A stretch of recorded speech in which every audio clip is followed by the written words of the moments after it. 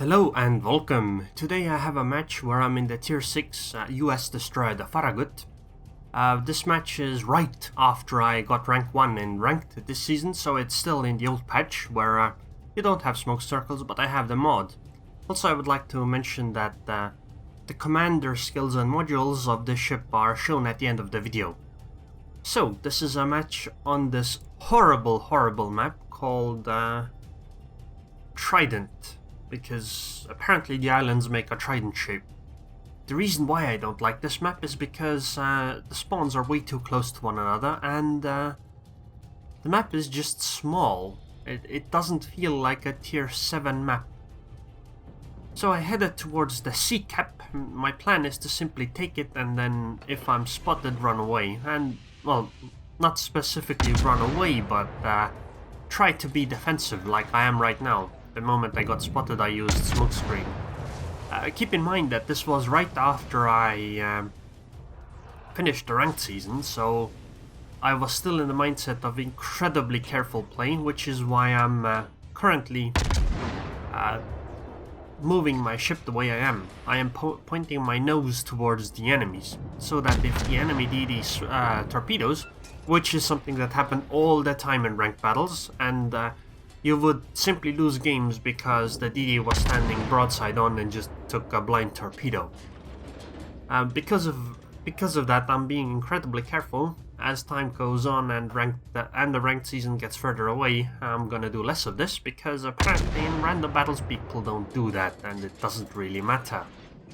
Like that guy just left. He didn't even torpedo me. Pretty crazy.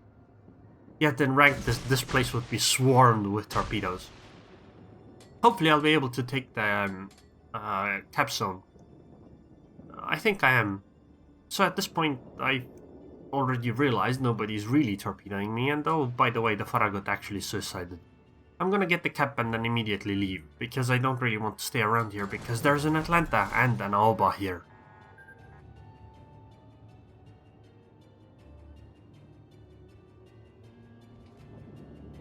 I was spotted for a moment and I didn't quite understand, but I understood immediately that Fubuki was the one spotting me.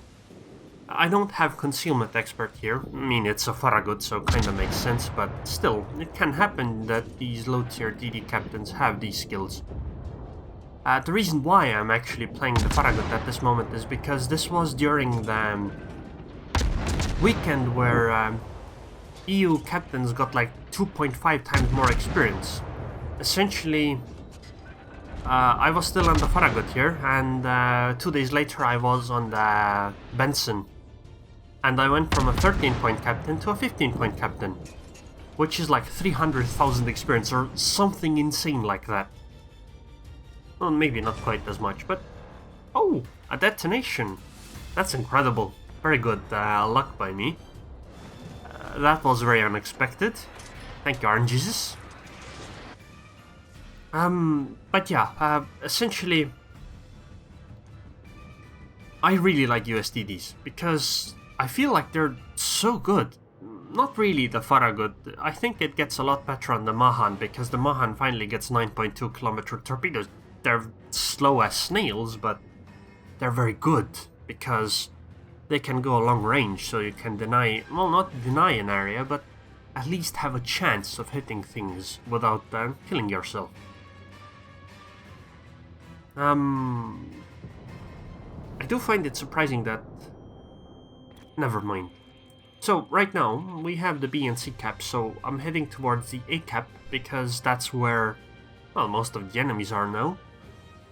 And that's where the Atlanta is not. On the Benson, I would recommend getting the C hull.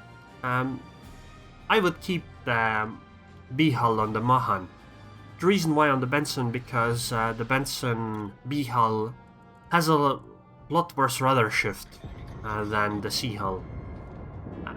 The reason why I don't want to get the C hull is because you lose a gun. Yes, you get defensive fire, but at these tiers it's not even that important, because the CVs just tend to not be very competent anyway. The good thing is that I'm really good at fighting DDs, because of the ship. The bad thing is that that guy out-tiers me. but he has a different commander skill build, which means he has less HP than I do. And significantly less. But because I don't really want to fight things too much, I would like it if the Clevelands and Hipper kept shooting at me to a minimum. But it seems the Mahan is intent on going towards my allies, so I'm gonna keep shelling and sailing along, hopefully dodging most of the shots. Hipper got most of her HP, so it's now time for me to try to finish her off. Come on, shells, come on. Excellent. So now we should try to push into the A-cap. We should be able to do it. We have... Well, the Hipper is pretty much dead, but I still have smoke, and the USDDs have the best smoke, except the Flint. The Flint now has better smoke screen. By a tiny bit, but still, it's better. Still though, it's 3 cruises, and we have a battleship. I am smoking in a way where, if the battleship wants, he could take advantage of the smoke, because, well, if you look at where I am, the battleship could just simply turn and sail into the smoke and have a really easy time fighting things, especially because we already have a scout plane in the air, so it's not like we even need the spotting by him. So it depends on him, like, it's completely up to him. In ranked battles, this thing happened all the time. Like, it would be weird if your DDs didn't smoke your battleships at rank 1. Like, it seemed to be more common than not, at least towards the end of the season. I don't know about the start, because I didn't really do much higher ranked battles towards the start.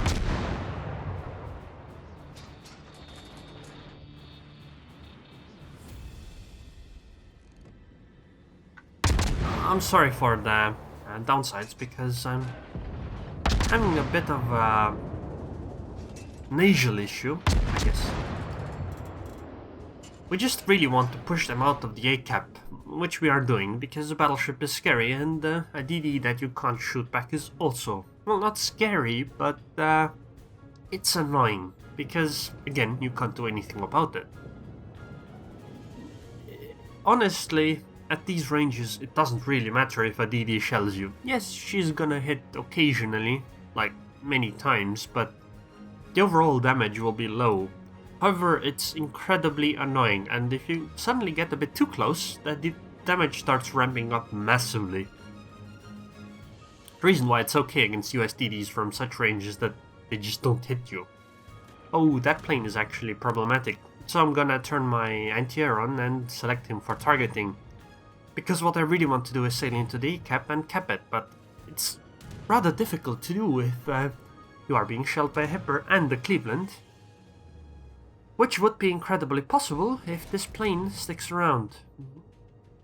Because the Hipper is at 10 kilometers and again I'm still in the ranked mentality, I prioritize safety over, well, doing things, because ranked battles were often decided by simply the fact that one side just lost a ship too early, and well, that's it, game over, because the other side just camped and won eventually by points. Most of the maps weren't, well, not most, but some of the maps just weren't very good for attacking, like North in ranked is really bad. But this isn't obviously a ranked battle.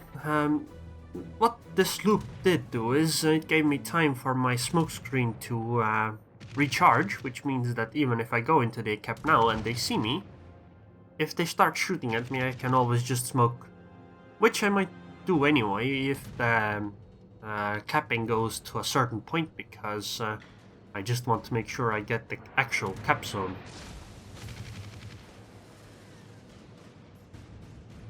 I find it interesting. Many people complain about, oh, I'm not spotted, that's very good. Maybe the plane actually timed out. And notice how he missed all the shells. Because what I did was, I went full speed, then he shot me, and then he shot me, he didn't hit. Next time, before he shot me, I slowed down, so that he would over-predict where, you know, he should fire the shells, and they just missed completely. I would like to hunt that Cleveland down, but I don't think I can. Like, even if I fire right now, my shells just aren't really going to reach him. At least, maybe one shell will hit, but that doesn't deal anywhere near enough damage. I think it's better for me to focus on the B area, and maybe the Hipper even. As you can see, yeah, Farragut is still 6.4 kilometer torpedo range. What I find interesting about ranked battles and random battles is that people in random battles seem to really hate the idea, well, the experienced players that is, or semi-experienced, I don't know what to call them, seem to really dislike the idea that people sit back and camp and, are defensive. In ranked battle, it's actually the opposite. People want you to be defensive.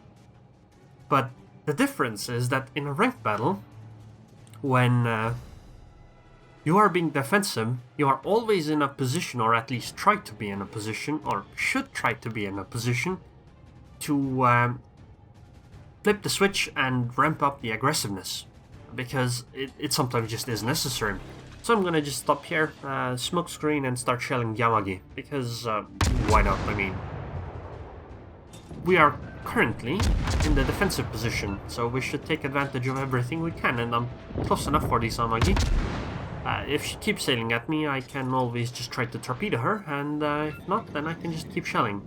She disappeared for a moment, so I switched targets to the Hipper, but Yamagi came back for a moment, but again disappeared. So I'm gonna keep shelling the Hipper until Yamagi is spotted again.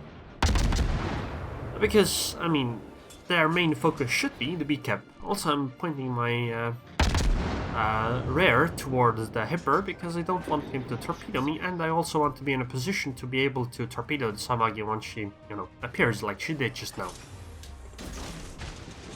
This torpedoing is a bit dangerous because I am literally torpedoing in the direction of the Sims. Like, it probably isn't directly on him, but it's close enough. So that if she went backwards, she definitely could have been hit by those, but it appears the Sims had no such plans, so it was completely fine. Especially because she was spotted anyway, if the Amagi was that close to her in the smoke, so she had to move away, probably not backwards. But yeah, what I find interesting with the defensive posture is that defensive posture is good, but you should always be defensive in a position where you can turn your defense into aggression, or at least, pull enemies away. Like, if you notice the line where my ship went, it was mostly in the middle of the map. When I went to C, I was mostly close to the middle. When I went around towards A, I didn't take a long detour or anything like that. I was mostly keeping towards the middle, because that means that I can turn my ship around and go in at... Oh my god, Otago just in the middle of the cap zone. Okay, let's focus her. Oh, Sim's gone. Oh well, whatever.